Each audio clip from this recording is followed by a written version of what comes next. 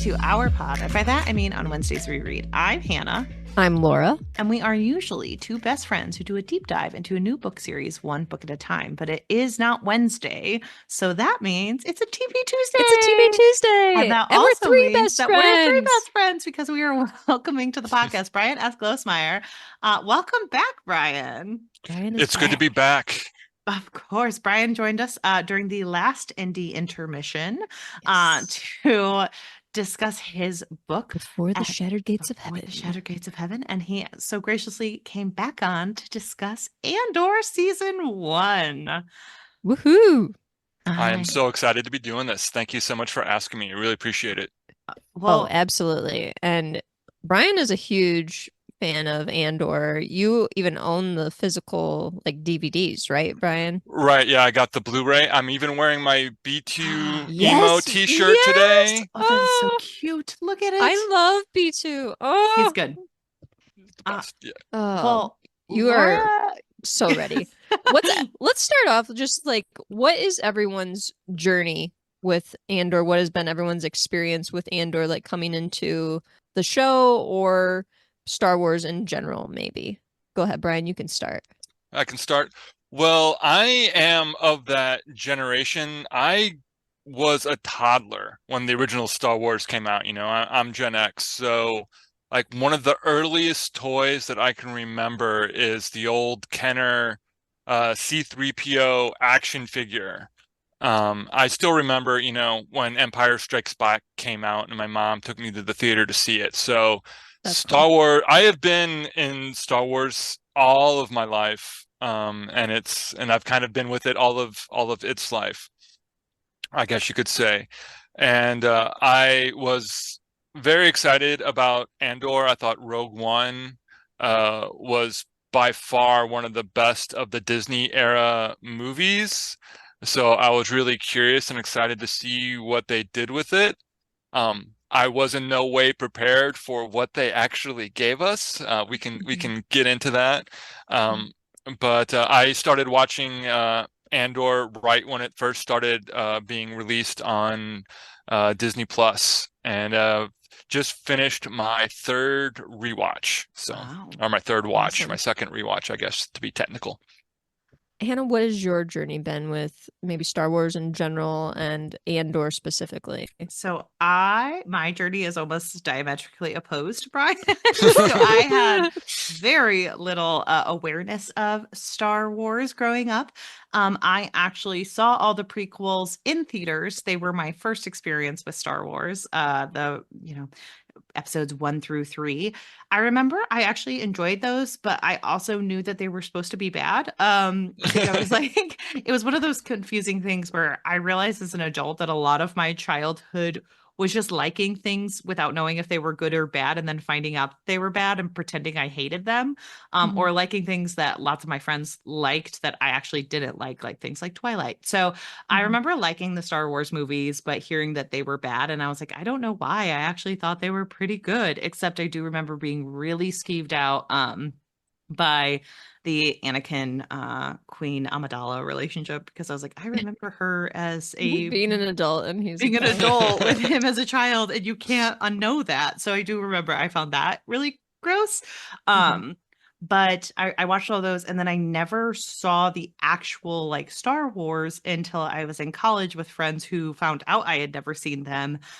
They were what fell into quote unquote boy movies for me growing up. So I just never watched them as an all female household. So we watched all of those, and then I did watch the new ones when they had all come out as well. So I was always a mainstay for the movies throughout my lifetime. I've watched all of those, and I loved Rogue One the most out of all of them. But this is my first experience watching an entire season of any of the offshoots for Star Wars, and that includes Clone Wars or anything like that. I have a general sense of Star Wars, but I've never been deeply involved in the lore. So I think my experience with Andor specifically was Laura going, would you mind watching this one for TV Tuesday? And me going, yeah, that sounds good. And her being I'm so sorry if you don't like it. And me going no, I liked it. I was so nervous. nervous.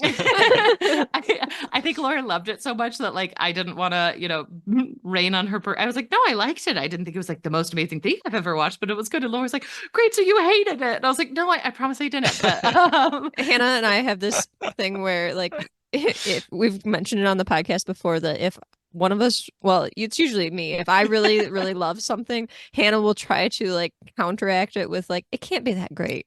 And so if the more that I start to love something, the more that she starts to like get the opposite opinion of it. So I was like so nervous because I'm like, I've talked this show up so much and she's gonna hate it. So I was really nervous when I was like, do you think you could watch it? If we'd really like to do it for a TV Tuesday, and I think it would be so fun. And I do better So- when it's not like this is the most amazing. Like Laura is very much like, oh, I love Star Wars, but it's never like, Hannah, you will love Star Wars. you I think must you've love it. always had the energy of like, Hannah, it might not be for you. And I'm like, oh, okay, well then I can probably enjoy it a little bit more because the anxiety is down. So that was my experience with Star Wars, is Laura being nervous that I was going to hate it. And then I guess just like my own personal journey, I remember growing up, my parents watching the original trilogy, that has like Mark Hamill and it has Luke Skywalker in it. So 4, 5, 6. I remember watching that with my parents growing up, and then I remember seeing the prequel movies, not that long after they came out. I think they were already on DVD by the time I had seen them. I didn't see them in theaters. And then just within like the past few years, I started watching the movies again just for like nostalgia's sake. And I started getting really into them again and was like, oh man, I used to really like these things. I can't believe that I just let these kind of fall off my radar. I really enjoy these. And so I started just watching all of the things that were available on Disney Plus and really getting into it. And I had already watched all the movies by the time I started doing this rewatch on Disney Plus, but I have watched most of the Clone Wars. I've watched all the Bad Batch. I've watched Rebels. I've watched all of the live action shows.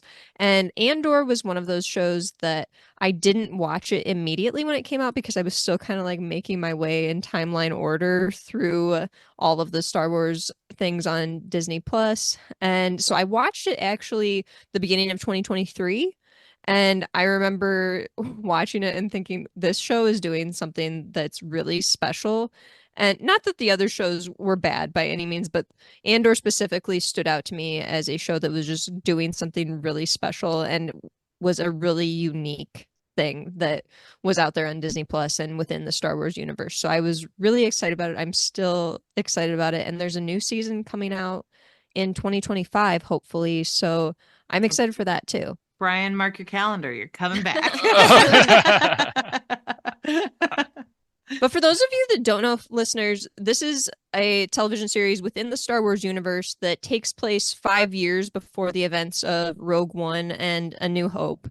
And the series follows characters during a time that the Rebel Alliance is starting to kind of gain some traction and form in opposition to the Galactic Empire. And we're following mainly Cassian Andor, who is a thief, and he becomes a revolutionary and joins the rebellion. Cassian is played by Diego Luna, and some of the other characters that are notable would be like Cyril Karn, Bix Colleen. Cyril Karn is played by Kyle Solar.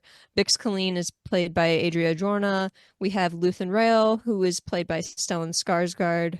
Marva Andor by Fiona Shaw. Mon Mothma is Genevieve O'Reilly. And then Deidre Miro is played by Denise Go.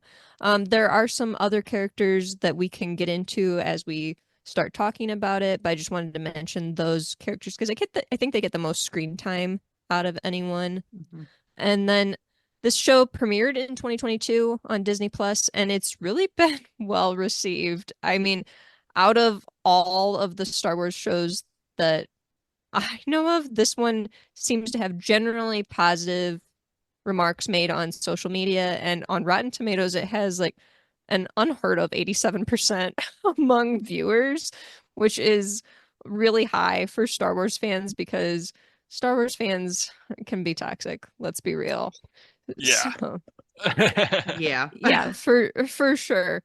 So before we get into just kind of like talking about the show, any like things that we want to bring up before we kind of dig into some of the themes within the show? So, as we were talking a little bit before, I think Disney Plus didn't really know what they had with Andor. It does not fit the template for what the other like Star Wars and Marvel and franchise shows are on Disney Plus. Mhm. And up until that point, because I'm a big Marvel fan too, so I've been watching them all, even the ones that aren't so great.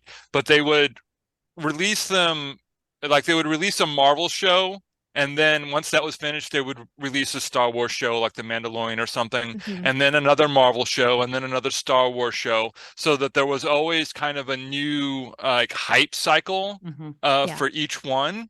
But they didn't do that for Andor. Mm-hmm. Andor first started when like She-Hulk was still going. They didn't wait till Mhm. She-Hulk was over. And so She-Hulk was kind of soaking up all of the hype cycle, and there was like Well, and all they the had that backlash commercial with cycle too. She-Hulk that was like that BDE song that was playing, and like I can recall like all of the commercials for She-Hulk. I cannot tell you ever seen that I ever saw an Andor Hmm. commercial. Like I I can't recall. I do think like they have come out a little bit with the Disney of it all and how bad they are at knowing what to do with television shows because everything they've done is very hyped on like the movie model of things. Mhm. And so they kind of have fumbled the bag multiple times over like Marvel versus Star Wars and not knowing how to, advertise for certain things or like what's going to hit versus what's going to not hit. And as someone who is a like cursory Star Wars person, I honestly did not know the difference between Andor and The Mandalorian before I sat down and watched it. So, Interesting. yeah, I had no Well, idea. The Mandalorian, I feel like, was very much talked about on social media because there was a lot of like secrecy around like the child. I'm probably spoiling this. There's going to be a lot of spoilers for The Mandalorian. All the Star Wars things are going to be spoiled in this, listeners. So, but there, I feel like The Mandalorian had like all this talk about like, oh, there's something secret that's going to be revealed in the first episode. And so there was a lot of talks about that. And then when it came out, it was like meme city and Mhm. everything. And I feel like Jon Favreau was kind of like eating that up that he was able to create that hype around that show. But I feel like you're right, Brian, that Andor did not get the specific type of hype that Disney kind of tries to surround their Marvel shows with. And I'm confused as to why that is, but it seems like this year too, when there's been new Star Wars properties coming out, that there hasn't been a ton of advertising for them. And I don't know if it's just like a fear of like review bombing, because that definitely happens, or if it's kind of a gamble on their part to just say, we'll just throw this out there and see how we do with it because we're a little nervous about the fandom. Like I'm unsure, but this one was, I think, really kind of a surprise to a lot of people. And maybe that whole thing where they didn't advertise it at all worked out well for them. Who knows? It did take a while for Andor to catch on. Like I remember watching it and trying to talk to like my friends and other people that were like big Star Wars fans. I'm like, "Have you watched this yet?" And they was like, "No." Like no one was watching it. Like Hmm. it just kind of was like slipping past people. And Hmm. I was just like, I just wanted to like grab you, like, no, you gotta watch it. You don't understand. It's so I good. feel well, and I feel like I think Obi-Wan Kenobi came out before this one, and that one was very hit or Left a miss with bad, people. yeah, left a Eh, bad taste in people's. It certainly did with me. It was really hit or miss with people. Upon a Yeah. rewatch, I am kinder to it, but I feel like a lot of people were online saying that they were just kind of done with the Star Wars shows Hmm. after that one. And I get it, but I do think that Andor probably was able to draw a lot of people back in who had maybe said they were going to quit. So I'll be curious to see how the second season fares as far as like the advertising that they put out there, because I feel like even now they haven't really talked much about the show or anything, and there's still like a degree of like secrecy what's going to Hmm. happen out there surrounding the second season too. There's been a little more hype. Like I have been seeing, like they're revealing that more characters from Rogue One are going to be in season two. And they've been talking about like they're going to continue that 3 episode structure that they had in season one, through season two. And then I don't know if it was, I think the big Disney convention Yeah, thing was it D23. D23. Like Diego Luna came out and presented the trailer and gave a little speech about it, like in front of the main audience crowd, which is what they did for like the Obi-Wan show a few years Mhm. before. Um, so I feel like they're starting to realize, oh, hey, we've got something people actually like. We need to start bubbling up some of the excitement for it. So I have been seeing a little bit more. So I'm hoping that now that word of mouth has gotten around and people have started coming to if they put it on Blu-ray, which they did, there must have been a Mhm. demand for it because there's plenty of stuff Exactly. that's not making it to Blu-ray off of Disney Plus. So Exactly. I think they finally realized what they have on their hands. And I think kind of putting myself in like the executive's chair, I think they're like, well, this is much more adult. It's not for kids. Star Wars is for kids. Disney Plus is for kids. There's no lightsabers. There's no Jedi. There's no Sith.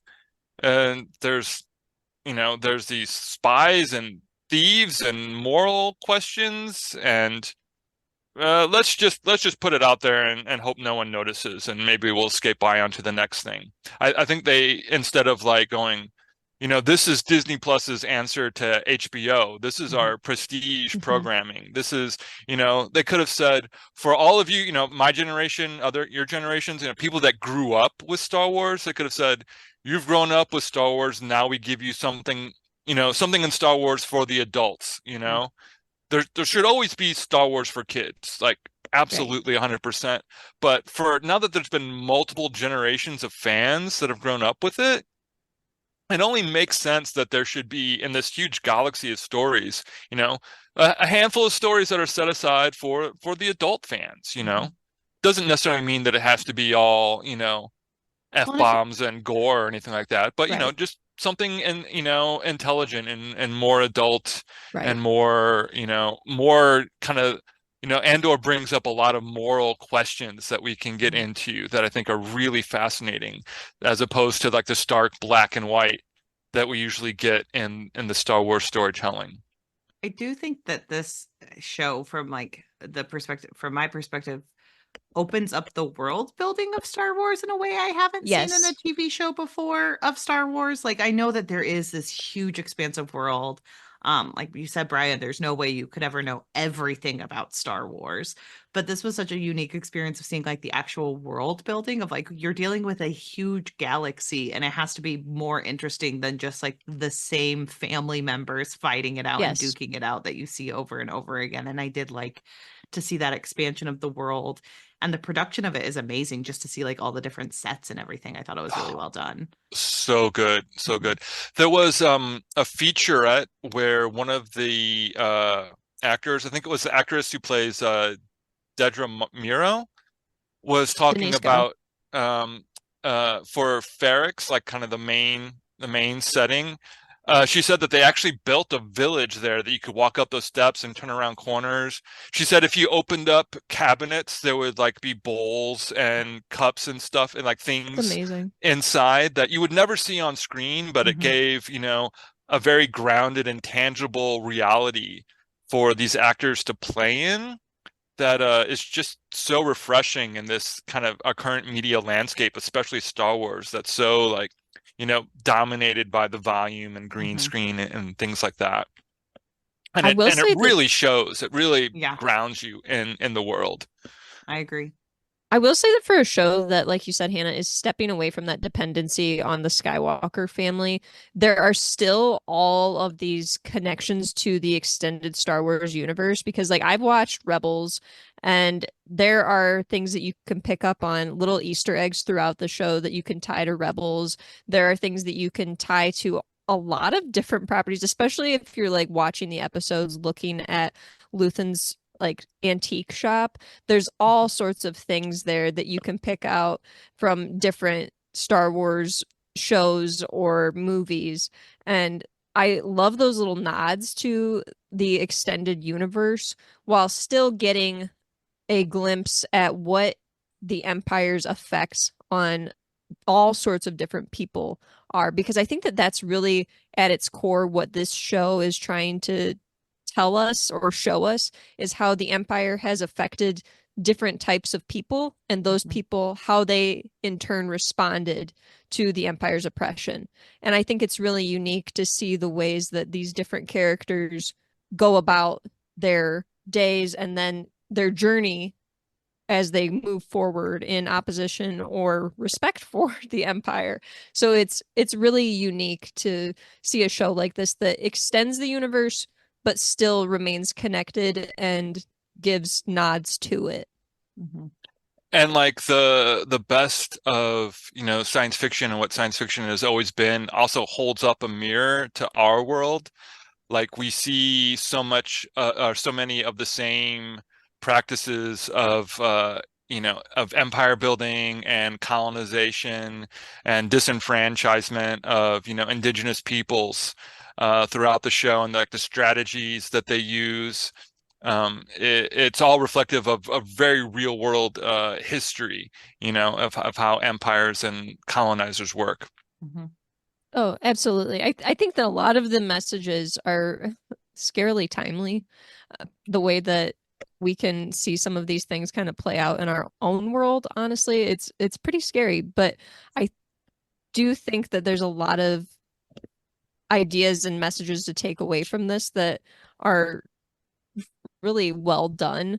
And just like kind of getting into the show itself, we follow Cassian Andor as he goes off looking for some more information on the whereabouts of his sister, who we find out he is someone who is adopted, who has always like kind of claimed that he was born on Fest, and he actually, which is a nod to his story in Rogue One, but we find out that he actually was not born on Fest. He was actually on a planet that was colonized, and he ended up being removed from that planet and adopted into a family who basically took him in, fearing like, well, if we don't take him in, the Empire's just going to kill him, so we might as well take him. And he grows up kind of, you know, bouncing around here and there. His mom was always like kind of giving him a hard time about all the women that he's with and everything. And he is kind of always into like schemes and stuff like that. We find that he owes people money, all these different situations, but he ends up getting into a bad situation after he gets into a scuffle with some people and ends up killing a couple of guards who work for the Empire. And when they start to investigate him, he tries to flee and ends up getting involved with the soon to be Rebel Alliance. And we kind of follow him in his journey to becoming more and more radicalized. And then we also follow, I would say, the foil to his radicalization would be the radicalization of Cyril Karn, who is an investigator for the Empire.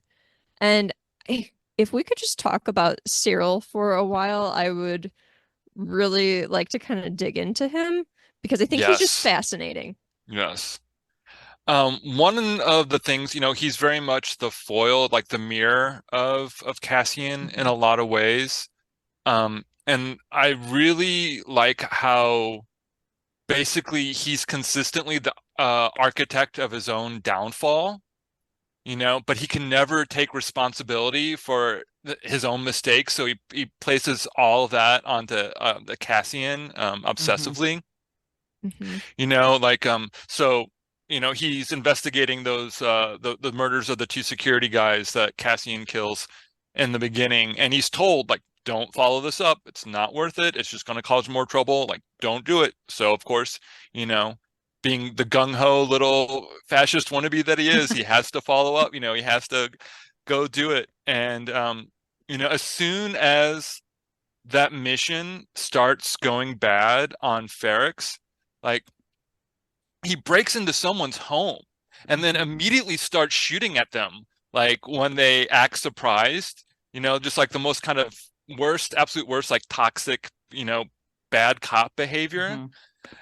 But that also leads to like, so those people flee their home. Cassian sees them fleeing and is able to backtrack where they went. And that's how Cassian is able to sneak up on Cyril and put the gun to his head, and eventually like really get away. So again, it's all Cyril's fault for his behavior leading him into that situation. But he can never, as much as he is the mirror to Cassian, like he can never look in the mirror of like his own deeds. And I think that's just a great character flaw for someone like that.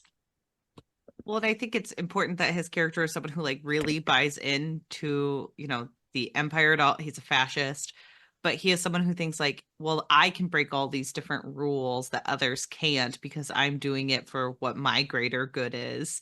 And it's all like based on the rules that he's been given by like an outside force, and it's not like internal morals, because I'm not sure he has any.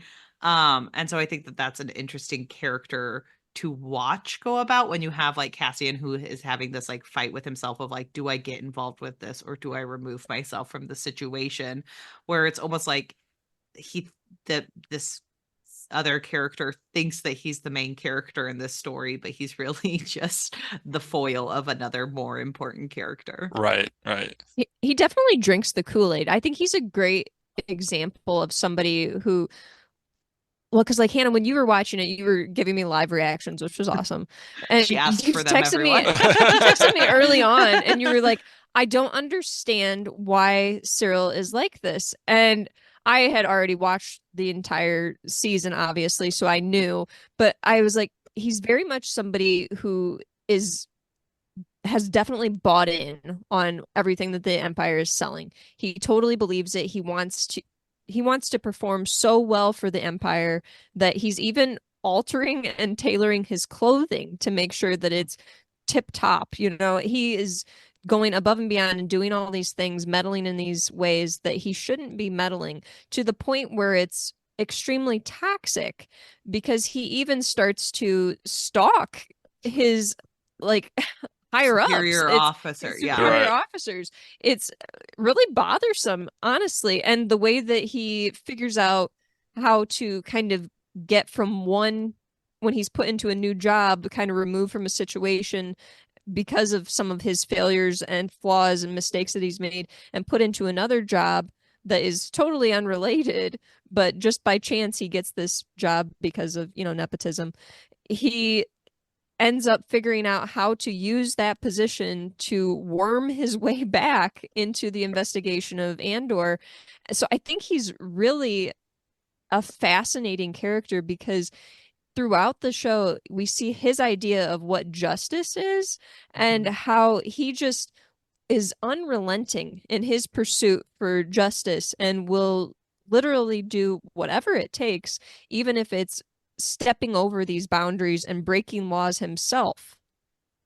I was actually really shocked when they called out that he was stalking the superior, because that rarely happens in TV shows like this. Like, it's always like, well, he just cares so much, so that's what he's doing. And I really wasn't expecting Andor to go there, where like there's this moment where his superior officer is obviously scared and she's like, are you stalking me? And I was like, well, this is just like, it's showing the real world of Andor that you guys were talking about in like such a unique way, where like a lot of the Star Wars movies are like, I have the higher ground, or I'm fighting for the greater good. But this was very much like, I believe in this, but I'm also going to be like this spy who's also stalking someone. It was very unique for a Star Wars type show.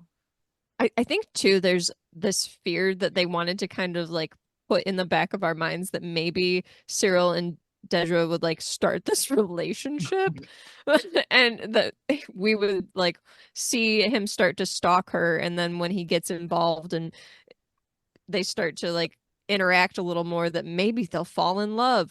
But I'm glad they didn't go down that path, that they kind of left it more in the camp of, no, she's really freaked out by him and can't figure out why he keeps appearing. And one thing that's really interesting that and unique, opposed to most of the rest of Star Wars, is that we very seldom will get any glimpse into the working of the Empire, other than it's kind of bureaucratic Mhm. function, go find the rebels here, go do that, Darth Vader choking somebody. We get a brief little bit of that in, A New Hope, when there's that round table of the Mhm. officers talking about, what to do next, and all those famous lines. It's a But for the trap. most part, yeah, but we don't really get like kind of the inside mentality very much of what it is to be in the Empire, and to be like what it is to be a fascist. And it kind of explores, a few different characters exploring, the fascist mindset. And they did that a little bit with the prequels with Anakin, when everybody was like really disappointed that like Anakin wasn't cool. And I was like, that's the point. People that turn into fascists aren't actually cool. You know, he Right. becomes Darth Vader, he has to wear a cool outfit and, constantly show his power because he's not actually cool, and I feel like this explores more of that, now that the empire's been established. And then, you turn on certain news channels and he's like, oh, yeah, this is timely. Yeah. Yeah. What did everyone think of the relationship between Cyril and his mother, Edie? Because Brian, you're talking about like kind of this origin story for fascists. I think that his mother very much plays into the way that he is. Oh, Oh yeah. absolutely. I think the fact that he's, very, what's the term, henpecked, Oh yeah. and he very much has like, m mother issues. Hmm. And we don't know what happened to his father, but obviously his father is not around. So we don't explore too much of that, but we just kind of see, this guy who's, the gung ho, I'm gonna get them, cop enforcer out in the world. And then like he's, you know, browbeaten by his like 4 foot tall, 80 pound mother whenever he comes home, who's always got a line for him that just stops him dead in his tracks every single time. Yeah, Yeah. she's always going to call his uncle and let him know. What a disappointment he is. Well, I think Yeah, it goes in, it's an interesting like backstory to have for him because I mean it is very timely with the look at like things like, the incel culture of it all, where there's like even in Cyril's own mind, I think he puts a lot of blame on his mother, where he's always pushing the focus outward on other people, like, well, I'm not a success because my mother isn't happy with me, instead of being like, well, my mother is not going to be happy with me, so maybe I need to be comfortable in my own skin or something like that. Like he is very external in his way of thinking, where someone else has to be the issue at all times. And so, like, his mom is toxic, but it's one of those where, like, he doesn't remove himself from the situation. He goes back home. He goes into these jobs and it's him doing what he thinks is right at all times. And then looking at his mom and being like, but why aren't you proud of me for doing the things I think you should care about? It's very interesting.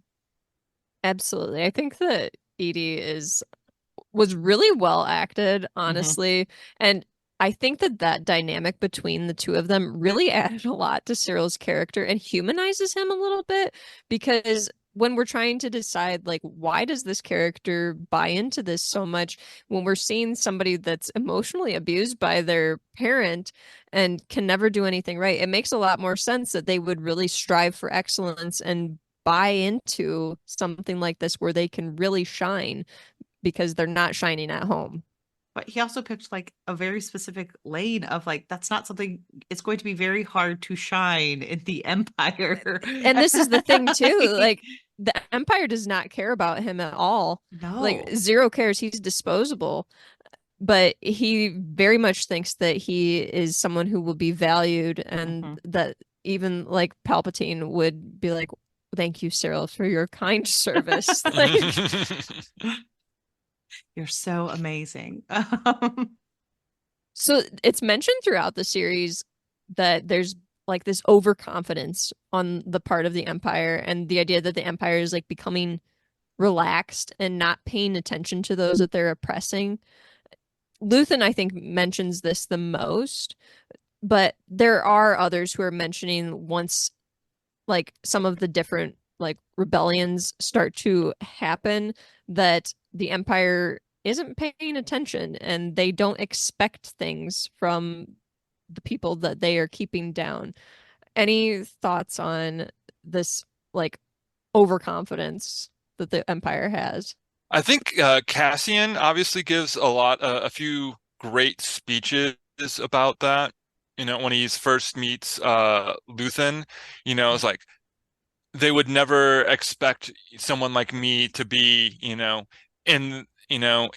I can't remember what the quote was, but like in their halls, walking their floors, taking their stuff, right, they're so proud of themselves. And I think, that ties in also with a lot of the bigger Star Wars, philosophy about pride and its ties with the Sith. And I think one thing that's actually really beautifully done is that if you look at it from the bigger Star Wars point of view, we know that like, it's that the evil empire is actually being ruled by, an evil wizard at the top, right? So his and the leadership, the way of a leader flows down through the organization. And so his pride and his arrogance and absolute control and wanting to cause suffering and the Sith idea of like backbiting and things like that, why there can only be rule of two, flows down through all of the structure of the empire. In that security organization, was it the ISB that Yes. Deirdre's part of? They're all ready to stab each other in the back to get one more rung up on the ladder. And so it's that kind of organization is very easy to exploit if you know how to pick out those weaknesses and exploit them, and you're brave enough to do it for someone like Cassian or Luthen. Absolutely. I think that, yeah, the idea that like you don't have to have, like you said, this evil wizard, being the one controlling all things that are evil, that literally it's the effects are like shock waves, that the oppression that the people, like the citizens and their daily lives are dealing with is by the troopers, by the ISB, by the bureaucracy and all of the politics that are in place. And these are the things that they have to deal with way more than Emperor Palpatine, who's gonna like, do some crazy lightning stuff. So I think that's a great point. I also think like it's interesting because the opposite is true then, because you have these people where it's like, no, it's the bureaucracy that is the problem. But then that is why Cassian is so important, because on the other side, that means like the people are also just as important. And that's why I think like it was very interesting to have Marva there to be like, hey, she is an older woman who has lived a long life and seen all of this. And she's still fighting till the very end to make sure that people know that they have power within themselves and they have a lot more power as a collective than they expected, which is also shown through like the bureaucracy of it all, where they don't let them organize in the street. They don't approve things. They don't like actual collective community, because that is where there is power. And I think that that's very interesting to think about, especially, in this day and age where there is a discussion about, communities overall. But they'll let them gather if it's to their own benefit. Like they'll give them a permit Right. if they need them to catch to catch someone. Yeah. Like if it will benefit the Empire, sure, we'll let you Why have not? a funeral ceremony. Absolutely. Oh, wait, she had thoughts of her own? Shut it down, shut it down. Shut it down. And Let's that talk about gets Marva. Oh, okay. What did everyone think of her? I'm a huge Fiona Shaw stan. I think she's a great actress. She's been in so many of my favorite things. I loved a lot of the secondary characters just from like things they've been on. One of the men who was murdered in episode 1 is from one of my favorite television shows of all time. So I was texting Laura like, they killed Jono, no. So I really appreciated seeing Fiona Shaw in the show, and I really liked her overall as a character. I thought it was good to see someone who's lived a long life in the Star Wars universe and still, like I said, kind of fighting or doing like undercurrents or like calling Cassian on his bullshit sometimes, where she's like, I'm not going to sit down and like let my life be safe. I need to fight for something better. And we also find out that her husband was killed by the stormtroopers, Mhm. for something he had absolutely, he was trying to calm things down, but they didn't care. They just rolled in and just like you. And then we find out, that he was basically hung in the streets, like hung in the same spot where her hologram gives that speech at the end. So we know that she has, lots of deep wounds. And we see also we get world building of Ferrix, through her. Like it's never kind of outright said, but we get the impression that Ferrix is basically kind of an anarchist community. There's never any talk of like a mayor or a city council. There's just like this social organization called the Daughters of Ferrix, but they don't even have their own police force. That other police force from the other planet has to come in to act as the police force, but no one respects them and they almost never show up. So, they're very self-governed, that reside on their own, and they live in basically a scrapyard planet. They're all just survivors, and they're like, if we can be left alone to do what we want to do, it's okay if we're on the scrapyard planet because we're our own person, we'll raise our own family, and we'll be our own community. And so her reflection, her personality is in so many ways a reflection of the larger world building of Ferrix, and we get so much about Ferrix through her personality as well. It's like this beautiful back and forth that happens with her. And I have to say, like, this show is just filled with great lines, just fantastic lines. And she has like one of the best lines that's just so simple. And like any writer would give their left arm to come up with this line at the right time, where like Cassian is like, I'll be worried about you. And she's like, that's just love. That's just love. Oh, I loved that part. I was just like, oh, right in the heart. Oh, that got me. It's like, oh, that's so good. Just so simple and just absolutely perfect. Yeah, I think that Marva is honestly one of the best characters in this show and doesn't get tons of screen time, but we get enough to, like you said, get a lot of world building out of Marva. We get some of Cassian's backstory because we see Marva and Clem go to Canary and they take in Cassian Casa at the time, who is just a child on Canary and who has stumbled upon this wreckage at a mining site on Canary, a planet that's been colonized by the Empire. And they take him in basically just trying to, save him from a likely death at the hands of the Empire. And we see this really beautiful relationship in the future where they're an adopted found family situation who the two of them really seem to respect one another and have a great dependence on one another.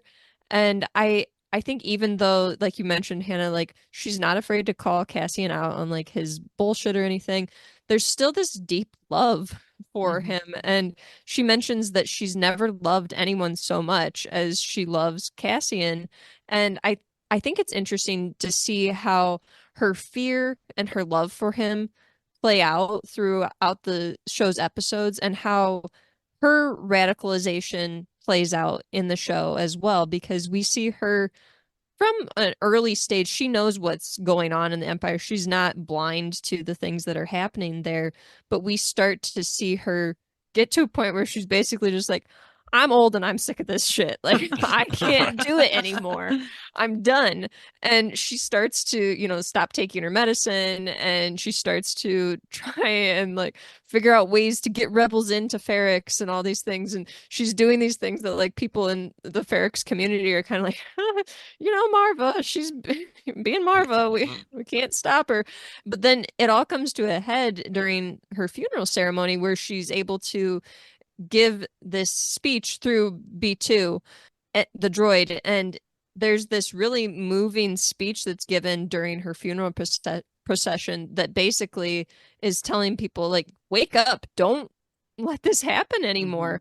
And I think it's just so fascinating to see this character who really is created with a lot of care, but also a lot of backbone, a lot of like toughness as well. Because I think there's a tendency when we get, a motherly character to kind of just make them the character that's just like, well, we love you, but that's it. I can't get involved. So it's neat to see somebody, a mother character, an older woman especially, who's encouraging people to fight, to stand up, and to see this not only tenderness, but this force of a person kind of encourage others to get involved and start to rebel against the Empire. I also think it's interesting, as we talked about like Cyril being a foil to Cassian, that this complex relationship between mother and son exists in this, where like Marva Mm-hmm. loves and Versus Cyril and Edie, yeah. where like Yeah. Marva supports Cassian and she may be disappointed in him or she may want him to do something different, but like she doesn't push him or say like I never want to see you again. She says like, well, we have diametrically opposed ideas right now, so like go do what you need to do, but I have to do what I need to do. And it shows like it shows a respect for independent thought and an independent journey in a way that Cyril's relationship with his mother is very foreclosed and very, this is the right way to live your life. You cannot do anything else. And it shows up in the way he treats people, where Cassian is more open to like, maybe I don't do the best things, but I am doing the best I can. And I think that's always an interesting juxtaposition. Absolutely. I think there's a lot of very interesting women in this series. And I think that that's one of the strengths of the show is that it doesn't shy away from making women powerful, because we get a lot of women, whether they're good or bad, who are really doing a lot of things. We have Deirdre, who is obviously like well within the Empire. She works for the ISB and she's really gunning for Cassian. She's going to kind of cut the head off the snake of the Rebel Alliance. And then we also have Bix Colleen, who is a former lover of Andor, and she is a really strong person as well. And we also get Mon Mothma, who has a lot of background within like the comics and the like extended Star Wars universe.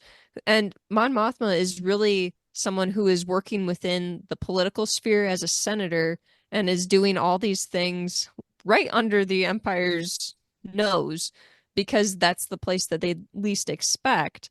And I just think it's interesting though to see a show that doesn't really, try to take away some of these roles from women, but offers these up to women and says, you know what, these people are going to be the ones that are bringing about change too. And I really appreciated that. 100%.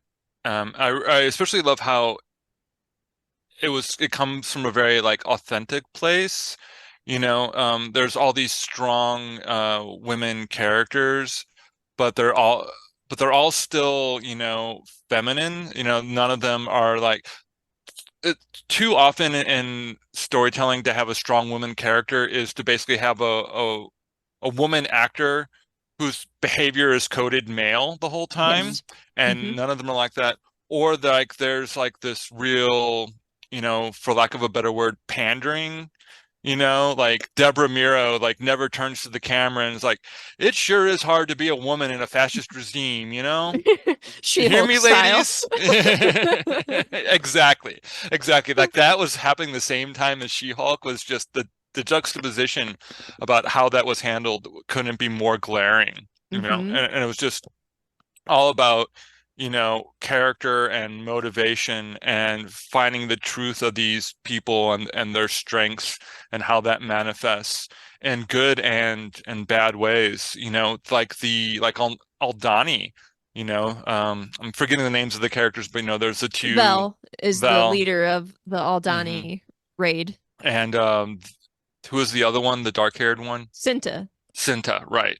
And like both like, really cool, strong, intelligent, driven women with their own flaws, like there's no like again like pandering, like they're just, perfect and Mary Sue's, very capable, like they're rappelling down these giant walls and breaking into the bastion or the site.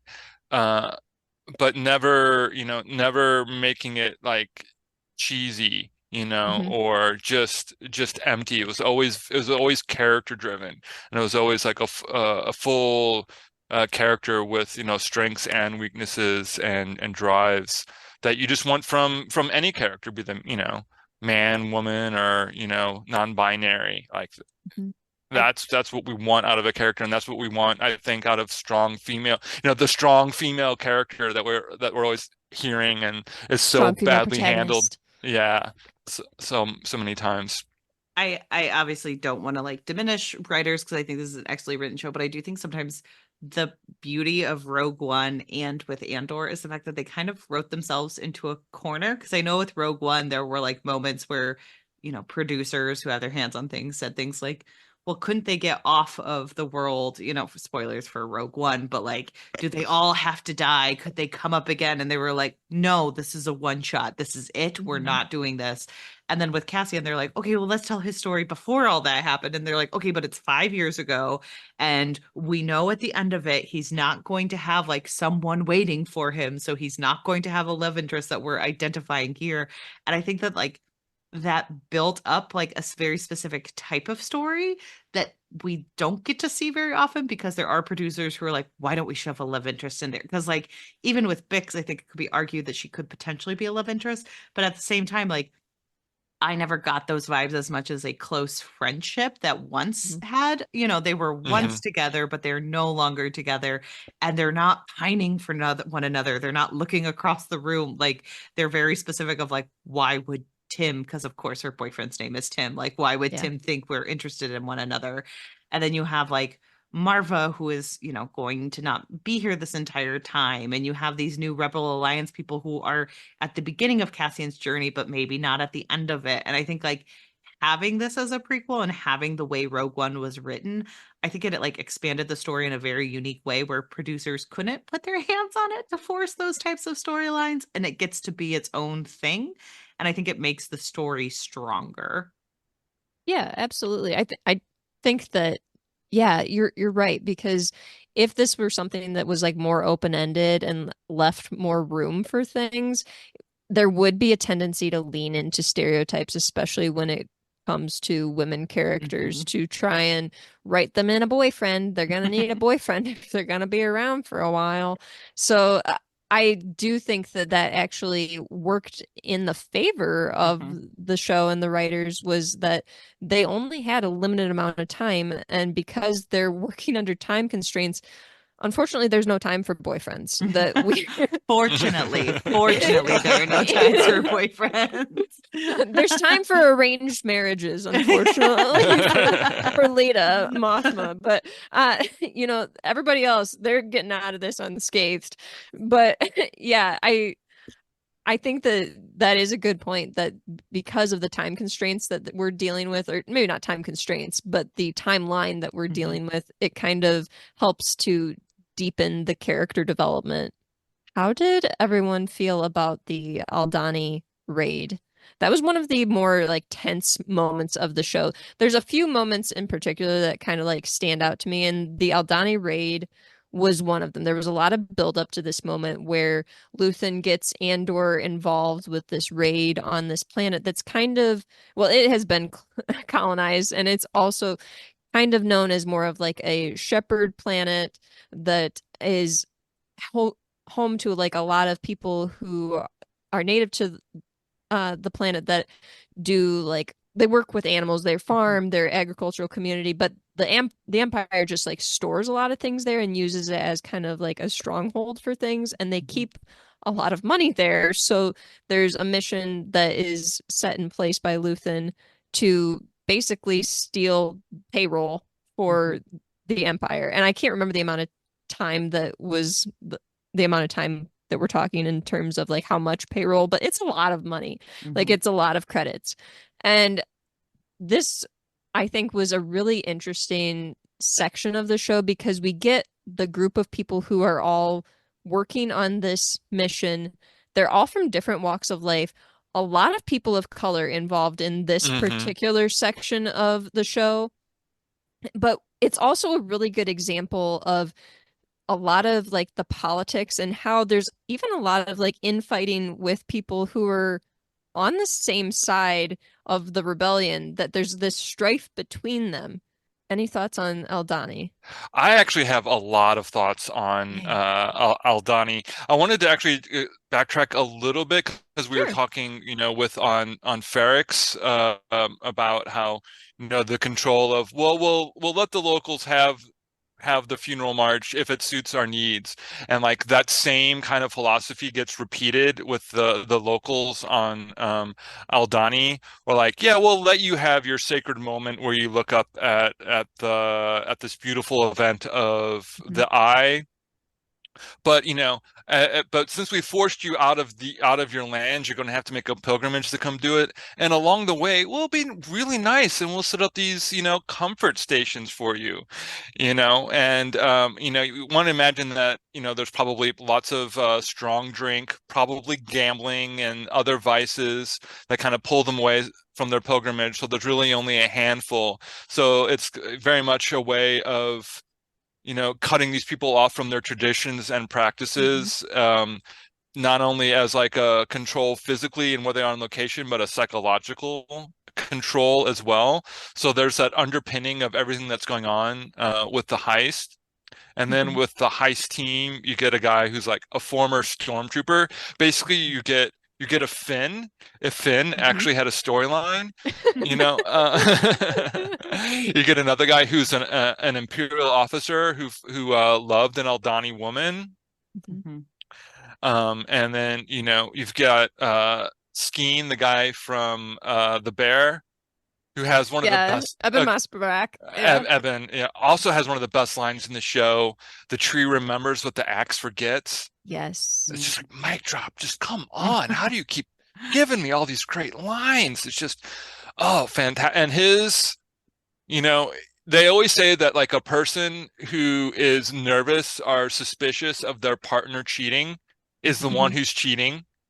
You know, Mhm. that He doth skiing. protest too much. Yeah. Exactly. That Skeen was always like, waiting for Cassian, thinking Cassian was going to betray them, was because he was going to be the one who betrays them all in the end. Mhm. I Mhm. think that was just absolutely perfectly done.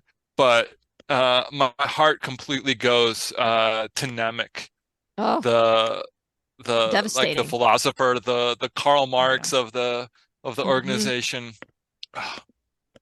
Oppression is the Devastating. mask of fear, Yeah.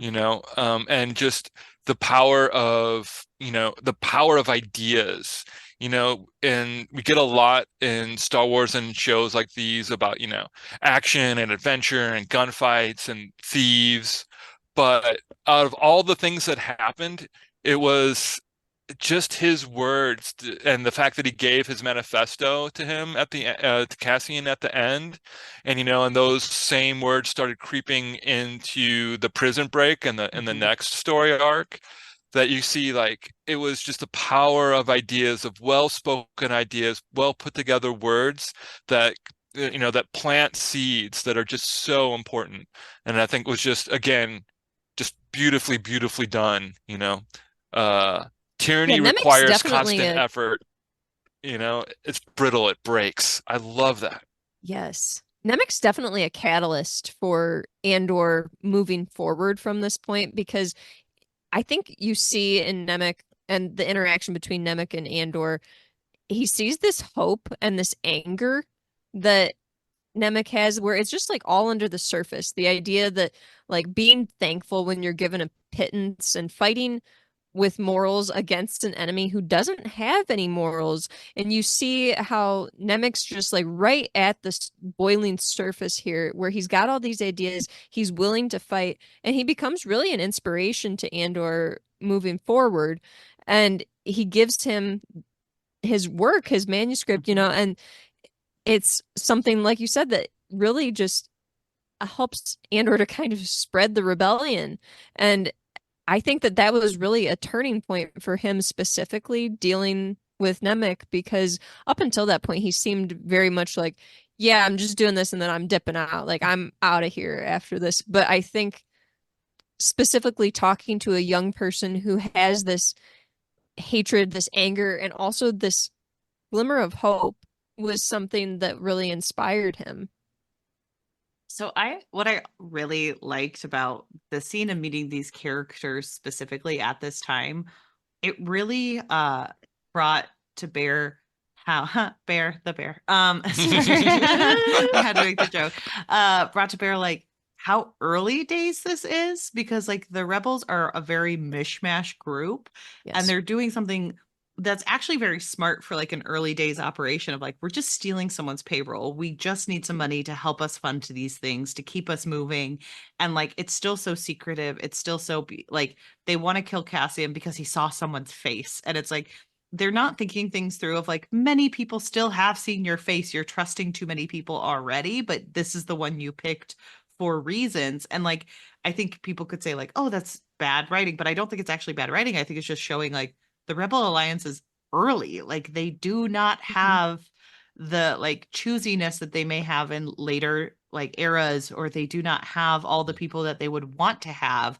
And like the person who like pushes the ideals onto Cassian is someone who's an idealist and he has all these great ideas, but they're all ideas. Like if Cassian were Mhm. joining later, he may not love that person as much as, or it may not like have that much of a reaction as it does in this moment. And you see that with like everyone's motivations are different. You're always going to bring on someone who's questionable, and all of them get so angry that like Cassian is a mercenary, because mercenaries like at these times it's like why would you bring on someone who needs to be paid to do this? You have to believe in it. And I just thought it was so well written at like what the heist was, how they pulled it off, and who was involved. I thought Mhm. it was excellent to show that this was a prequel. It was its own thing. And I also think too, just the falling of the group of rebels on Aldani is really tragic because they don't all make it out of this. And there's a lot of really like kind of shocking deaths that occur within this, some that are almost too much. Like I think it's Terriman, he's shot immediately in the like stronghold where they're trying to like get the money out of the vault. And then we have Nemec, who, as they're trying to transport the money, all the credits, he is tragically like crushed by all of this weight of these credits. And they make a last ditch effort to try and save him against like Vel's like conscience. She's like, I guess we'll have to try it because they want to try it. And the doctor's unable to save him. And then we have Skeen, who reveals himself to be a kind of a loser who's just in it for the money and was gonna steal it and take off. And he ends up being shot and killed by Andor really quickly. There's a lot of like blink and you'll miss the moments because things are happening so quickly, and we see the way that these characters, we learn about them quickly and the motivations as to why they're involved, but then the unraveling of it is so fast too. And it's very, George Lucas has that famous line of like, it's like poetry, it rhymes. It's very much rhyming for what will be the end of Cassian's story with the heist in Rogue One. Actually, Absolutely. can we take a second to like talk about some of the parallels and Yeah. things that happen in Andor that we see kind of rhyming in Rogue One. Like Yes. one is like the repetition of climb, at the end of Rogue One when they're stealing the Death Star plans and the robot the droid KTSO is dying. Like his last instructions to Cassian and Jin are climb, climb to go get the plans, get out of here. And then on the Aldani heist, when they're getting away and they have to get through the eye, Nemec has that old navigation unit, and he's telling them climb, climb, Hmm. up into like this natural event where the TIE fighters can't follow. And then, in the next arc, when we get to the prison break at the end, where there's like this constant refrain of climb, climb, Hmm. so there's like this beautiful refrain of like this idea of climbing, ascending up to escape, to get out of the situation that we're in, that gets called back from Rogue One, and woven just, it doesn't stand out. And but if I watched it, and I don't think I caught it. And then when I watched Rogue One again, I was like, oh, that was just so beautifully, just, you know, perfectly entered in. It wasn't forced. It was just in the spots where it needed to be, and fit the scenes, but then had that echo and that rhyming. And we talked a little bit before about how uh, Cassian's father, his adopted father, had been, killed by the stormtroopers. He had been executed by the stormtroopers in front of them.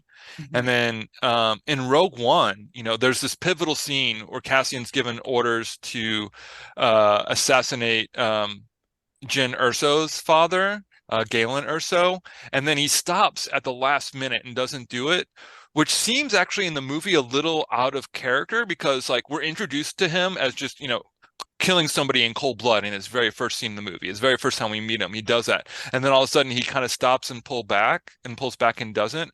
And now that we have this extra context of knowing that his father was, executed, so we understand that he knows more of what that means. So that little bit of storytelling adds depth to that one pivotal scene in Rogue One, that I think is really well handled. Absolutely. Can we talk a little bit about the prison and the situation on Narkina 5? Because it ends up that after the events of Aldhani, Andor is free for a while, but he ends up basically undergoing a bogus arrest and ends up being put in prison. And this prison is basically a terrible island prison where there's literally no escape. There are these island pods, basically, and the floors are electrified. Basically, they electrocute the people to keep them in compliance. And this has obviously terrible effects on the people, destroying their health and their mental capacity and everything. And we find out that the people are given a sentencing time, and they get to see the countdown on their sentencing and everything while they're there. But we learned that things are not as they seem, because people aren't making it out of these prisons. They're just being transferred to another one, which kind of shows us that the Empire finds the people extremely disposable. Like, these are not people that are cared for. They don't value their time. They don't value their lives. And they're just using them to, I think, just create like symbols of like the Empire's symbols. It looks like is what they're creating in these working factories. They're helping make the Death Star. Like, they're Yeah. creating parts of the Death Star that'll eventually be put together, and they have to work on different parts so that no one can ever figure out what's going on. But it's like literally the Empire's symbol. You know what I mean? Yeah. So, but it's just like a really terrifying set of scenes dealing with this. And I think it's especially interesting to see Andy Serkis's character play out, because he is somebody who we kind of see start to lose hope. He has hope in the beginning that he'll be able to get out, and him coming to grips with the reality of his situation is devastating. Well, I think the Andy Serkis character is super interesting because it shows like the power of fascism, where it's like if you can convince one person that all they have to do is follow the rules, you can make them do so much to others. And it shows like the almost the numbness that you feel when you're like, well, I just have to get out of here. So if you would just follow the rules, then everything would be okay. And it shows like how much it's just not true. Like, he's hurting others thinking he's going to get further in his sentence when it's all just built on a stack of lies. And I thought it's very, again, we've said it, but it's very prescient in this day and age. Right. Well, and he's held there by fear too. Yeah. Like Kino Loy is the character's name, but it's very much like a belief in the system, and that he thinks that there's going to be justice, and that he's serving out his time, and that there'll be justice for him and the others there. And he's a very animated actor. He does an excellent job portraying the emotions of Kino, but I think that there's also just this fear that he has, and you can see it in the way that he then goes on to enforce these systems upon other people within his unit, but also as he's coming to the realization of what's happening to him, you see that fear become more and more evident. And he's also he's obviously a natural leader. You know, he Mhm. obviously has very natural leadership qualities that could be of just huge use to so many different people, but he's stuck in this prison. Yes. And we don't get anything about his backstory. We don't know anything Mhm. about his family. We don't know what he's in prison for. We just get his behavior. Mhm. And we get a sense that he kind of maybe thinks that he deserves to be in prison for what Mhm. he did. And, and he's going to serve his penance and he's going to do the right thing. And he's going to use his natural abilities to get through this and to help other people get through that. Um, Even if it's somewhat tyrannical because there's no Mhm. other choice. And how that is, manipulated. And then, like, again, the whole prison system kind of calls back again to what I was talking about, how, you know, this is essentially an empire ruled by an evil wizard.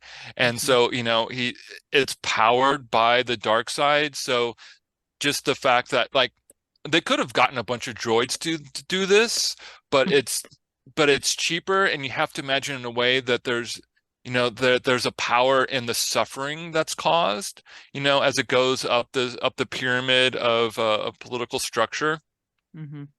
Um, and so yeah, and one really fun thing is I've never actually seen it myself, but I've seen a bunch of pictures from it. The prison is clearly modeled off of George Lucas's first movie, Oh, THX yes, I also saw that. 1138. Yeah. Yeah. Where it's like basically just like a big white background and everyone's wearing white, and it's like this Hmm. dystopian system where I think they're even barefoot in that too, Yes. Oh. where the character's trying to get out. So it's just an homage to George Lucas and his his legacy as well outside of Star Wars and to just science fiction in general. Interesting. Absolutely. And there are a lot of Easter eggs like that. Like mentioned previously that this is very much like a show that I think a lot of people were saying, oh, well, there's not all like the different aliens and stuff, and there's not all of the like Skywalkers, and there's not all the calls to all these different people. There are, you just have to look. You have to be watching for these things. And it's really neat to see stuff like this, like little things like this make a big impact, because there's also just like the way that the prison is portrayed in such like a clean and white way that is really disturbing. There's Mhm. something about it that's really disturbing about how clean that prison is and how like bland appearing everything is there, that makes it scarier. And I think that these specific scenes were favorites among fans because of Circus in particular, but I think also because of the fear that it created in people being locked up for something that you shouldn't be locked up for, and then also, just knowing that there's no way out except if we fight back. It's a terrifying thing, and I think that it was something that really stood out to viewers. And I know that like the ending monologue of these with Circus saying his monologue over like the loudspeaker or whatever, the intercom, was something that really struck with fans. And a lot of people, there's the hashtag one way out, that people Right. were all sharing that and everything because they just loved this portrayal and as particular these scenes. And I think a lot of it ties into the way that it's portrayed in terms of the scenery and the sets, and also just the costuming and the cleanliness of it all is just terrifying. And just so many people feel like even if they're not in a literal prison, like the work grind, I have to get up, I have to do this, I have to have Mhm. a boss yell at me, you know, the consequences if I don't get flavor for my food, I'm just bare enough substances, just the grind of, the working man's life, um, portrayed as a prison. Again, that the idea of like science fiction giving us a reflection of elements of the real world is shown through again here. I do And apologize. I only saw One Way Out once. Uh Mhm. did the Andy Serkis character know that they were on an island and like he would not be able to escape? That was something I No. wasn't clear on. Okay. I think he had to have known because Well, you could I see don't the know. I guess water it's like coming up in the through. air. Yeah, that's Yeah. okay. I didn't know if it was meant to be like amorphous because like I saw it as he knew and he like went into this as like, okay, there's no way out, so I might as well do good, based on like everything I had done, which is also incredibly interesting to like watch a character be like, I found out that this world I was helping, perpetuate because I thought it was going to get me somewhere was built on lies. And so I'm going to help the people that like were hurt by this system, even though I know there's no way out for me. And that's the one way out. I think it's like a double meaning of the people who want to escape versus him knowing that there is only one way out for him and it is not the way that everyone else Yeah. gets. And I That's feel like a there's really interesting take because honestly, Hannah, like there's been so much talk about season 2, like whether Circus will be in season 2 because they kind of left it like that, Yeah. where you could have different opinions of like what is going on with his character. Like, does he know that death is his only escape, or does he know that the only way out is to swim, when he Mhm. Yeah. can't? So I think it's interesting that you brought that up because I think they wanted to leave it kind of open to viewer interpretation. Okay. And it'll be interesting to see if he returns for a second season since he was so popular. I don't have high hopes, but Yeah. I mean, it would He be really also cool if he was there. he played other characters in other Star Wars. So Yeah. just He bring him back did, with some yeah. CGI. So, how many pieces did your heart break into when he said, "I can't swim"? A million. Well, the thing is the second I saw everyone jumping, I thought Andy Serkis can't swim. So I did not see it I coming. didn't see that oh, coming either. I can recognize pattern recognition, and I was like, he's become too important. They're going out to the water. Andy Serkis is going to reveal that he cannot swim, and so I really love Andy Serkis, and I was like so excited Yes. to see him in this. Like when I think, got the first glimpse of him, I think I literally gasped because I was like, Andy Serkis, I love you so much. But he does a great, great job, and I really think that he's one of the better actors out there right now that Mhm. isn't really getting his. I mean, he gets a lot of credit, but he maybe not getting enough No, though. I just feel my like he doesn't get enough. We praise all these people for their acting chops and everything, and it's like Andy Serkis is literally phenomenal and doesn't get all the credit he deserves. Can I tell you that my fiance walked in on the like he didn't watch the entirety of the season with me, but he walked in during Mhm. Andy Serkis and he goes, "I'm so glad they gave Andy Serkis a role where he gets to be himself." And then he just Yeah. left the Yeah. room. Like, yeah. Well, he's great. He's really great. I think he's also in a show, Luther or something like that, that I need to check Uh, out because I have heard really good things.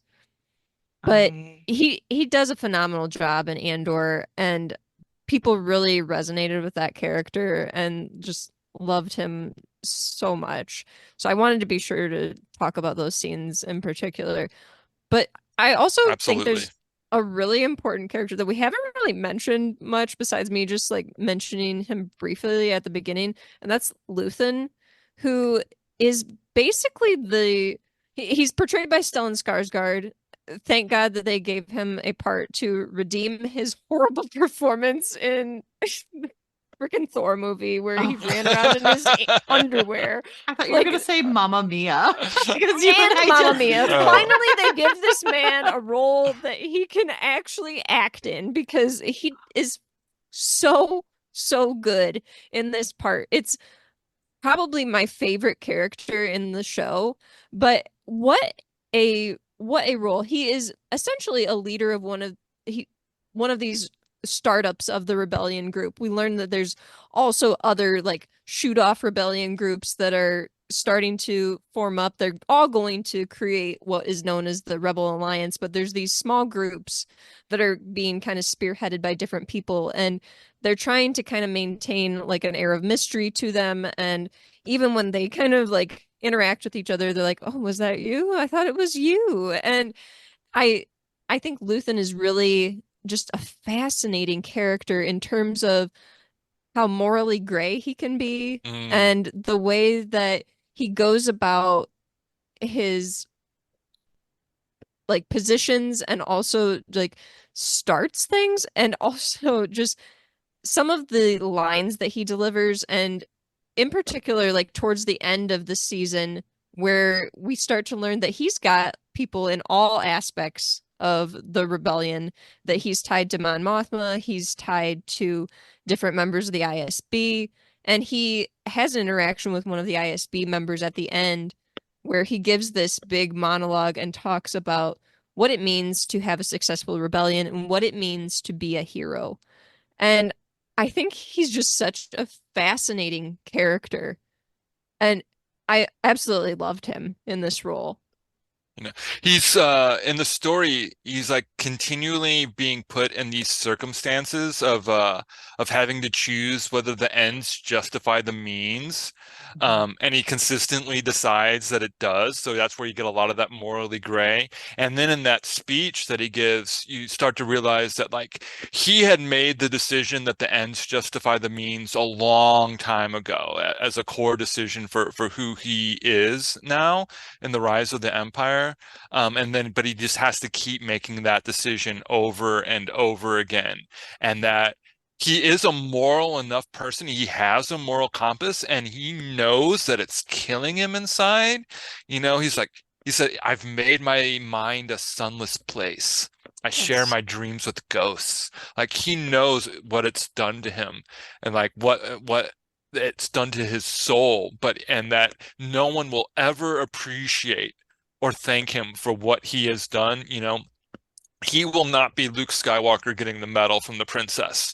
He will not go down in the book of legends and stories about this time, but without him, like the rebellion wouldn't, it's not even alliance right yet, it's still just like Mm-hmm. these rebel pockets.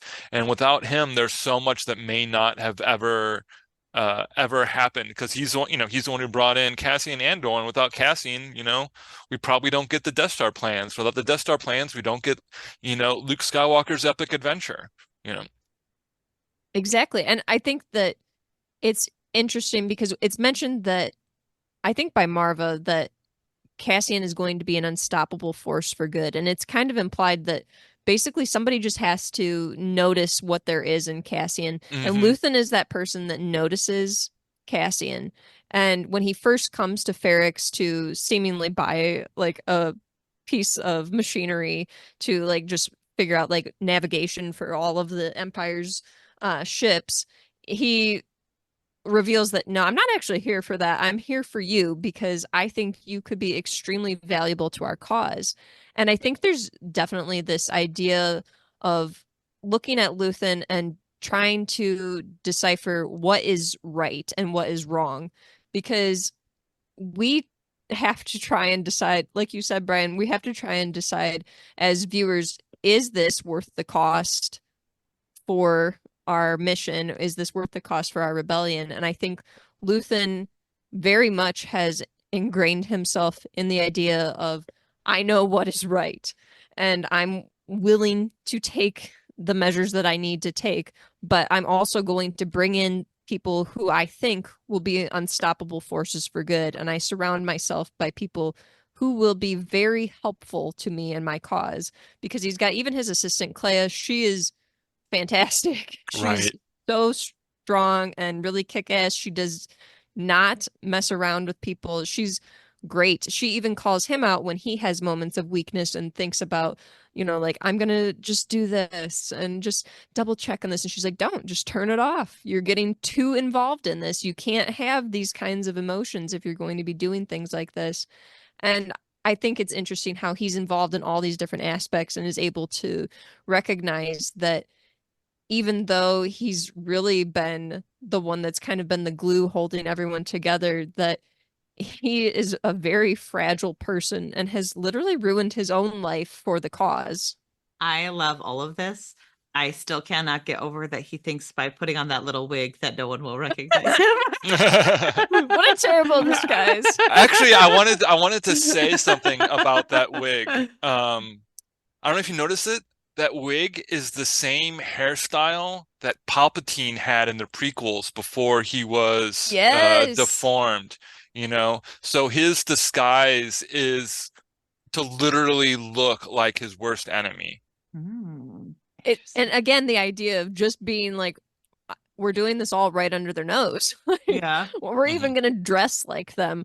Yeah. And because you have like Mon Mothma coming in there and they're kind of like talking about the antiques and everything at their store while the driver's listening in. So it's even more funny that we have him dressed up like the Emperor and doing things to bring down the Emperor. And I love the scene. There's a short scene where it's like, you know, the actor getting into character, Yeah. where he puts the wig on, he puts the rings on, but then he also is like, he gets his shoulders set the right way, he gets his hand gestures, he gets the smile, the tilt of the head, like, because it's not just the wig. He becomes a, you know, it's very, you know, it's a secret identity, you know, like his public identity is his secret identity in so many ways. Like his real self is the spy master behind everything. And he has to put on this mask in public. It's only outside of public that he's his true self. Yeah. Absolutely. I think really like his performance in this show, I could say a million good things about him, but I'm so upset that he didn't get like Emmy nods for this show because he did such a wonderful job with his line delivery. And even like you're saying, Bryan, like just those subtle things like that where you have just a brief scene where he's kind of like taking that breath and just, you know, putting that bad wig on and flipping his hair over his shoulder, you know, to get back into character. Just really phenomenal. And I think we also see a lot of expression and tension with him as he's moving throughout different areas where he's having a lot of close calls where the Empire almost like takes him in, where he's crossing paths with some of the ISB members that we see throughout the show. And we see some of that tension on his face, but he's able to maintain so well that I think it's just really well acted. Yeah, he's one of the best. Any other like standout moments for people? We haven't talked a whole lot about Mon Mothma. Yeah, let's talk about her. You know, because she goes back to the original trilogy. You know, the character had just like one scene in Empire Strikes Back. She was supposed to be in Revenge of the Sith, but her scene got cut. But it was that same actress that we have for Andor, and who voices the character in all the animation. So that actress has actually been in the character of Mon Mothma and in different time periods for a long time now. But one of the things I really appreciated that they did visually is for her scenes at home, they often show her in these frames within frames of her home. So it creates this unconscious feeling of her being in a cage, you know, in this gilded cage. And a lot of times those scenes are set against, you know, when Cassian is in his prison.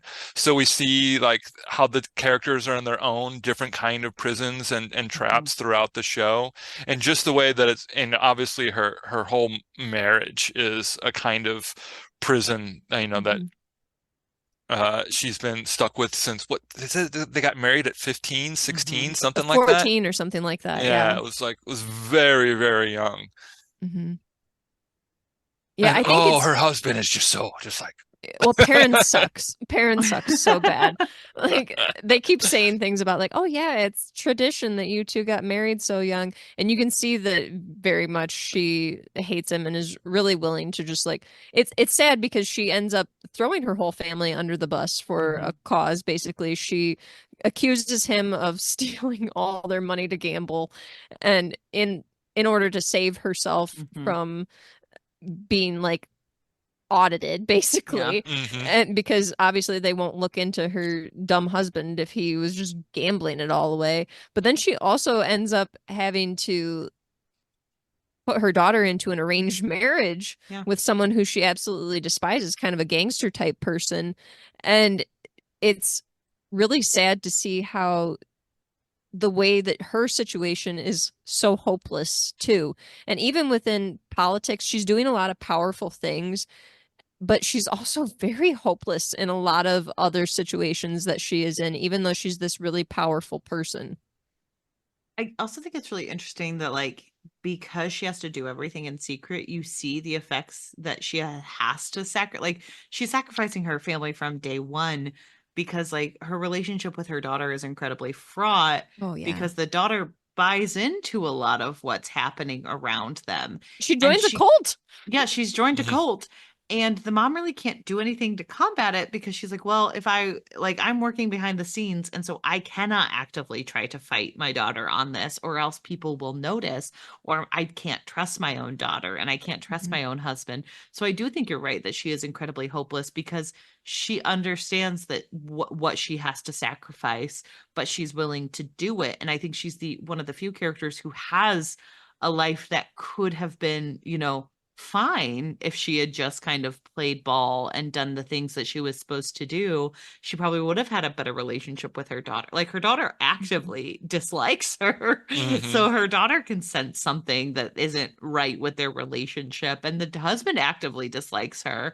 And so she is the one we get to see has to sacrifice the most of the things she has around her that she does seem to genuinely love, outside of her husband, who does kind of he sucks. She wanted to be with Tay. Unfortunately, that never worked out. But yeah, you're right that she does have to really give up a lot of things just to try and save the people of the Empire. It's really a tragic story for her. There's we were talking a little bit about Easter eggs that tie in with the broader Star Wars story, and I can't remember the name of the planet, but in her kind of political B story that's going on with her in the Senate, she's trying to get some relief for this one planet who were, I guess they were separatists at one point, and so they're still kind of suffering under the Empire even after the Clone Wars are over, and she's trying to get some relief for them. And I think we find out in Rebels that that was eventually the straw that like kind of broke broke her back with the Empire, that she had to flee was because of the work that she was doing, for those people. And then she ends up on Rebels and everything like that in animated form. But we see that, being those seeds being sown and being laid in her story. So they're taking so much care to weave in the bigger Star Wars storylines, even if they're just in the background. And I think Mon Mothma is an interesting character because she's one of the few that makes it into a lot of different properties. Like I mentioned, she's even like in a lot of comics and stuff too. So it's interesting to have her character there, where there's a show that has characters who really aren't in a lot of other aspects of the Star Wars universe. So it's neat to get this background and this tragedy play out in a character that we see in so many other properties. And who had like 2 or 3 sentences in Return of the Jedi. It just kind of came in on I remember watching Return of the Jedi, and she comes in, I'm like, who's this? Okay. And then like end up giving her this epic backstory through so much. Well, I guess just to like round out, let's talk about Cassian Andor. Any thoughts on him in particular? We've talked about him throughout, but do we have any like more specific thoughts to him? I mean, how do you have a relationship with Bix and let that get screwed up? I mean, come I know on, she dude. is gorgeous. Oh my gosh. Every time she would appear on screen, I was just like, come on, my guy. I would be obsessed with her. Again, I cannot believe that I know that you asked that to talk about Cassian, but like one of my favorite things was I texted Laura, like, how is she dating a man named Tim? I just don't understand.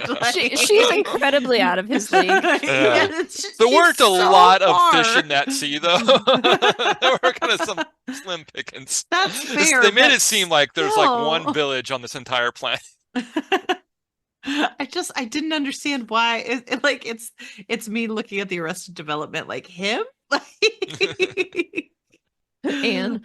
yeah, he is the Anne of this series, but uh, I really liked Cassian. I think it's hard because like Cassian, we're meeting him when he's not like fully baked yet. So Yeah. like all the characters around him have to be catalysts for who he is going to become.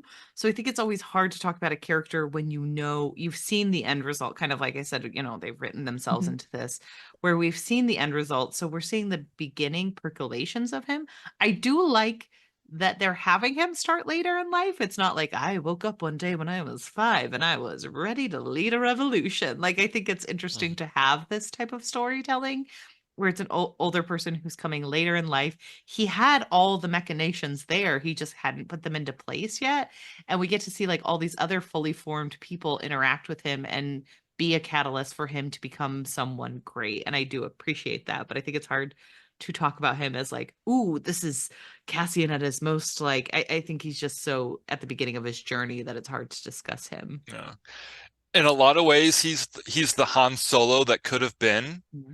You know, Yeah. his story arc is very much is very similar to the Han Solo story arc. You know, he is the rogue, the scoundrel, you know, who is just out for himself, who gets caught up in a bigger cause because of the people around him and finds the hero that he could be for the Rebel Alliance. But, you know, Mhm. his ending is not Han Solo's ending. You know, Yeah. he doesn't get the princess, he doesn't get the gold medal, you know, he doesn't get the glory and the legend. So it's like you know, Cassian Andor walked so Han Solo could run, Mhm. you know, kind of thing. Yeah. I Go ahead, oh, Hannah. sorry. I was gonna say I do love that his beginning is very tragic in episode 1 of the show, where like he was just living his life and it was an altercation of like he's antagonized and he accidentally kills one of these officers and he didn't want to. He was just living his life, trying to look for his sister, trying to look for answers. And then you have this moment where like this other officer is begging for his life and you like know that Cassian has no other choice if he wants to live, but it is this like sad, deeply dark moment where he Hmm. has to make this choice that sets him on this journey. And I think it does, if you rewatch Rogue One, it would be like even sadder to realize like all of this and all of who he became had to come from a very bad moment in time. And both introductory scenes in that first episode of Andor and in the first scene of Rogue One, you know, he basically has to shoot somebody in cold blood Hmm. in order to protect himself. Yeah. And so we get an interesting mirror there. One thing I think is also kind of fascinating to point out and has some reflections in our own world is in that in Canary, where he is from, it's a very much like a blink and you'll miss it line, but there was like an ecological disaster. Like Hmm. they were part of a colony that were doing mining, and there was some kind of mining Mhm. disaster that killed off all the adults. So it was very kind of like a Lord of the Flies situation with only the Yeah. kids. But again, like the kids found community and were like a self-ruled, Hmm. you know, community. They weren't, you know, they hadn't gone completely wild. They were, you know, and at each other's throats like animals. They had come together and were living together that way. And then it was when this kind of outside, you know, imperial authoritative force comes in and disrupts that. So again, you get this like kind of reflection and rhyming through all these other elements of his story and what we see, you know, throughout the season. Yeah. There's this I, line, and I can't remember if it's Luthen or if it's Saw Gerrera, who's played by Forrest Whitaker, which excellent portrayal of Forrest Whitaker is as Saw Gerrera. I love that part, but I can't remember which of them it is that says this, but there's a line that's oppression breeds rebellion. And I think that we see that play out with Andor time and time again. And it shows how he's continually oppressed from the time that he's a child. And then as an adult, how he sees his father die, how he is oppressed by the security, how he is let down by the people who are supposed to be, quote unquote, taking care of him. This empire that's supposed to be taking care of him continually oppresses him, and we see how it radicalizes him and turns him into a rebel and leads him to help breed this rebellion. And I think that, like you said, Hannah, it's a great show because it's showing us a person who is coming into his own. And that's a lot of what we are getting here. And I'm excited to see what the next season brings for his character, because this was really, really good. And this secondary characters really made the show, honestly, with all of their side stories. So any other thoughts? Bryan, we can't wait to have you back on in 2025. Oh, I'm so looking forward to it. Get a chance to I'm just happy to be able to watch the season 2 when it finally comes, and then come on and talk about it some more.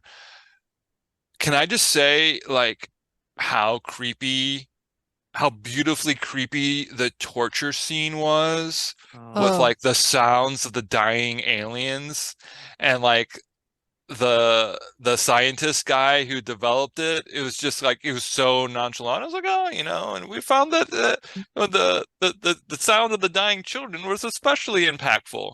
And then we don't hear it. We just see the expression on Vix's face, what it does to her. Out, like, oh, devastating. And there's the acting just is so good. There's this in that same scene where Deirdre is interrogating her. There's like this moment where she just has like this little snarl to her lip, and it's just like so like animalistic and feral, but it's really minute. It's not like, a big, over the top thing. It's just this little subtlety to her performance that just makes her so scary in that moment. It's fantastically done. You can't wait to see her character more, because I think there's like a darker side to her that we haven't seen, because it's like her on the come up, it's her at the beginning of her journey as well, which is I think why we don't have as much to say about her, because it's just like, oh yeah, she's also at the beginning, and we are going to see some dark stuff happen. I have a feeling that she is probably going to have some kind of downfall in season 2, because if there was somebody that competent in the Empire during the rebellion, like it was obviously the Empire was being run by a bunch of incompetent backstabbers, and power climbers, that someone who actually could get the job done must have been taken out by some weasel at some point. We might have already met that weasels. I will also say, too, that we didn't talk a lot about them, but Vel and Cinta are some of the rebels that are depicted in the Aldani scenes primarily. And we learned that Vel is actually related to the Mothmas. So she's kind of like this princess from a fantasy world that goes and gets to dress up and play rebel for a while, which is an interesting take. But she and Cinta are in a relationship, and I think that was a really interesting relationship to depict. And there's a moment where Cinta even says to Vel something about like, I'm a mirror, you love me because I show you what you want to see. And I think that going forward into the next season, it'll be interesting to see how their relationship plays out, because there's a lot of strife between the two of them, a lot of miscommunication, and a lot of, I think, misunderstanding of where the other is coming from, despite the fact that they do seem to care deeply about each other. It seems that Vel has a lot of subtle insecurities about their relationship, it's again, it's handled very subtly, but while they're on Aldani, she sees the way that like Cassian looks at her, and she's like, she's always like, get your head straight, Cassian, or she would like come and stand between Cassian and Vel. It's just all those kind of little subtle things that somebody does when they're a little bit insecure about the person they're in a relationship with, and there's another person there. And then in the last few episodes, there's that thing, where she wants to talk about the relationship, and Senta's like, I'm in the middle of a spy mission right now. Yeah. Now, I'm focused on this. Yeah, absolutely. Absolutely. There's a lot to those characters that we need to learn a little bit more about and kind of see played out a little bit deeper because their relationship is just like kind of right on the edge, it seems. So it'll be interesting to see if they decide to delve a little deeper into that. And I would really like them to. And also, just before we end, I would be remiss if I did not mention that B2 Emo is the hero of this entire season, this entire show. I was nearly sobbing when he was saying that he missed Marva, that he wanted to go with Cassian. Like, just somebody let that droid travel the galaxy with Cassian. Like, I know. R2 got to do it. Come on. Yeah, he's the little brother. Yeah, Oh, he is. He's so sweet. Well, and like when he doesn't want to like leave his home, and I thought it was good to have And like he convinces Brazo to stay with him. I thought it was really good to have that because I feel like sometimes what like I think Star Wars is amazing for many things, but sometimes I wish they had more like, oh, let's have like aliens who aren't just humanoid creatures who have more like depth and talking. And I thought Yes. that the droid, that specific droid, was so cute to have like actual interactions and actual emotions. I thought was a great layer. Yes. And his stutter when he's nervous. Yeah. Well, and that's interesting because in the flashbacks, he doesn't have a stutter, so he develops a stutter as we go on. So I think that's really interesting too, that this droid has a stutter, and I just love B2 so much. Like, oh, Yeah. just Well, there's like give him Cassian.